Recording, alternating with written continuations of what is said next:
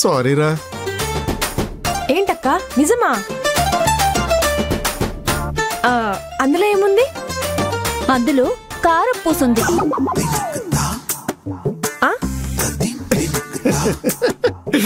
మురళి ఏంట్రా ఇదంతా? నువ్వు స్వీట్ బాక్స్ కొన్నదే పక్క షాప్ లో, నేను కారపూస కొన్నాను రా. అక్క లవ్ సింబల్ బాక్స్ లో కారపూస పెట్టి పంపించాడంటే ఆ జగదేక సుందరుడు మన మురళి అన్నే అయింటాడు. నీకుంది నా చేతిలో. రే పవిత్రమైన నా ప్రేమని నువ్వు ఇలా అపవిత్రం చేస్తున్నావు కదరా. సారీ రా బాబా, అంతేనా?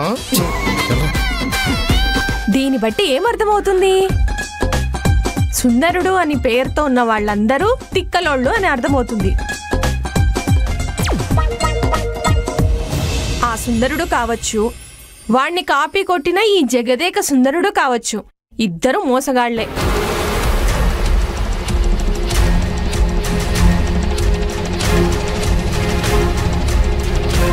సుందరుడు లాంటి వాళ్ళని నమ్మితే మన గతి అదోగతే.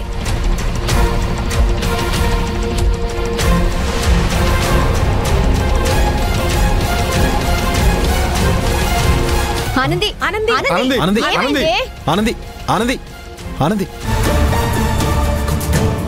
ఏ సౌందర్య, ఎవరి ముందు ఏం మాట్లాడాలో తెలీదా నీకు? పాపం తను బాధపడుతూ వెళ్ళింది చూడు. నువ్వు సరదాగా చెప్తున్నావని నేను కూడా సరదాగా మాట్లాడానక్క. అవును, ఈ ఆనంది ఇంకా ఆ సుందరుడు ఉన్నాడనే నమ్ముతోందా? నమ్ముతుందని తనలా వెళ్ళిపోవడంతో అర్థం కావట్లేదా? తన ముందు ఇలాంటి మాటలు మాట్లాడికే. ఏదో కామెడీ చేద్దాం అనుకున్నాను, చివరికి ఇలా సీరియస్ అవుతుందని అనుకోలేదురా. నన్ను క్షమించరా. అది సరే, సుందరం నువ్వే అని చెప్తాను, చెప్పావా? చెప్పడం కుదరలేదురా. నువ్వు ఇంకోసారి ఇలా ఏదో కారణం చెప్పావో నాకు పిచ్చి కోపం వస్తుంది. నువ్వు చెప్తావా, నన్ను వెళ్ళి చెప్పమంటావా? రేయ్ నేనే చెప్తానురా, నేనే చెప్తా. రేయ్ నువ్వు చెప్తున్నావు అంతే.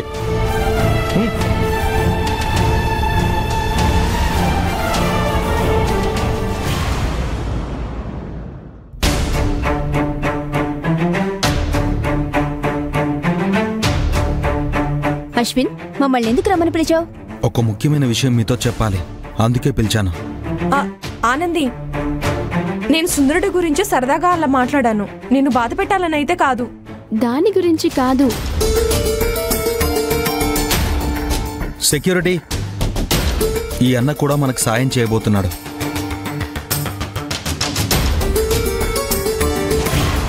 ఆనందిని నన్ను స్టోర్ రూమ్ లో లాక్ చేయడం వెనుక ఎవరి హస్తం ఉందో ఈయనకి బాగా తెలుసు. అవునా? అసలేం జరిగిందో చెప్పండి. ఆ రోజు కరుణాకర్ గారు కంపెనీలోంచి బయటకు వచ్చి అందరూ వెళ్ళిపోయారా? ఆనంది, అశ్విని తప్ప మిగతా అందరూ వెళ్ళిపోయారు సార్.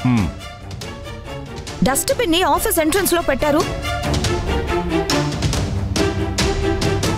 ఆనంది, అశ్విని వెళ్ళలేదన్నా? రిజిస్టర్ లో వాళ్ళు వెళ్ళినట్టు సంతకాలు ఉన్నాయి. ముందు రిజిస్టర్ చూడవయ్యా, చూడు.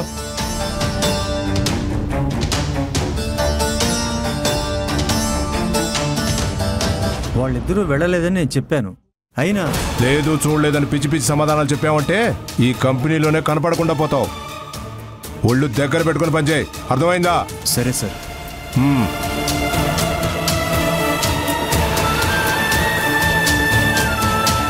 ఇది జరిగింది. ఇన్నాళ్ళు కరుణాకర్ తన నోటికొచ్చినట్లు మాట్లాడతాడని మాత్రమే అనుకున్నాం, కానీ ఒక ఆడపిల్ల జీవితంతో ఆడుకోవాలని చూస్తాడా?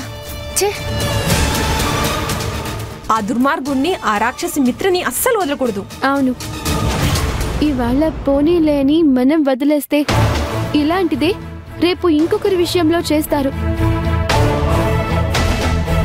ఒక్కసారి ఎదురు దెబ్బ తగిలితే ఇంకొకసారి ఇలాంటి తప్పు చెయ్యడానికే భయపడతారు.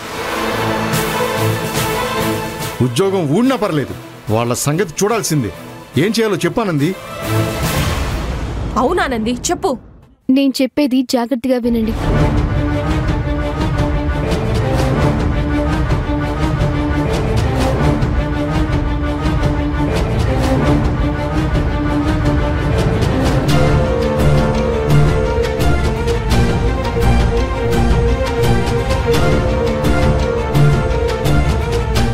ఇప్పుడు చెప్పింది చెప్పినట్టు కరెక్ట్గా చేయాలి.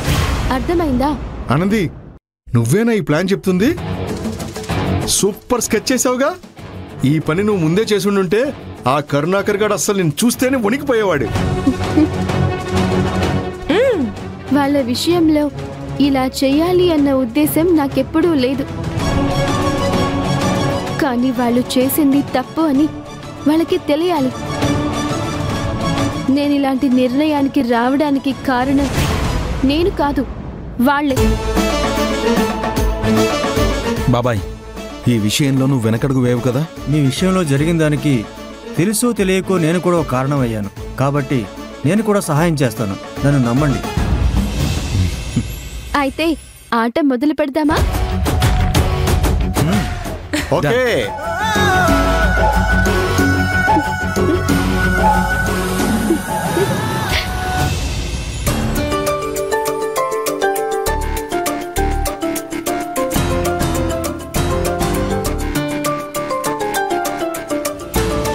ఎరా, ఇక మొదలెడదామా? సార్, ఏంటి? మీతో ఒక ముఖ్యమైన విషయం మాట్లాడాలి. కాస్త అలా వస్తారా? ఏంటో చెప్పు. మీరు అలా వచ్చారనుకోండి, అన్ని విషయాలు వివరంగా చెప్తాను. ఇక్కడే చెప్పొచ్చు కదా. ఇక్కడ చెప్పడం కుదరదు సార్. ప్లీజ్ ఒకసారి రండి సార్. కాస్త అలా పక్కకి రండి. ఏంట్రా మీ గోల? సరే పదండి. రండి సార్. నేను చెప్పదండి. సార్ చాలా మంచి వ్యక్తి. రండి సార్, రండి సార్. సార్ రండి సార్. రండి సార్. అందరూ లేడీస్ దయచేసి నేను చెప్పబోయే విషయం జాగ్రత్తగా వినండి. ఇన్నాళ్లుగా కరుణాకర్ గారి మీద మనం అకారణంగా కోపం, ద్వేషం పెంచుకుంటూ వచ్చాం. దాన్ని మనకి మనమే గొప్ప అనుకున్నాం. కానీ అది ఎంత మూర్ఖత్వమో ఇవాళ అర్థమైంది. అవునవును.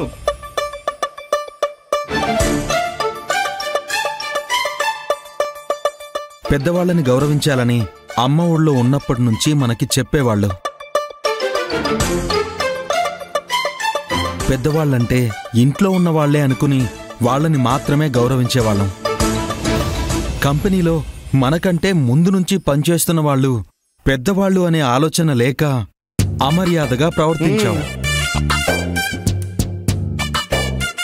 కరుణాకర్ గారి కృషి, పట్టుదల, క్రమశిక్షణ వల్లే ఇవాళ ఈ కంపెనీ ఈ స్థాయిలో ఉందని మన పెద్ద సార్ రాజశేఖర్ గారే చెప్తూ ఉంటారు. ఆ మాటని మనం కూడా అంగీకరించి తీరాలి.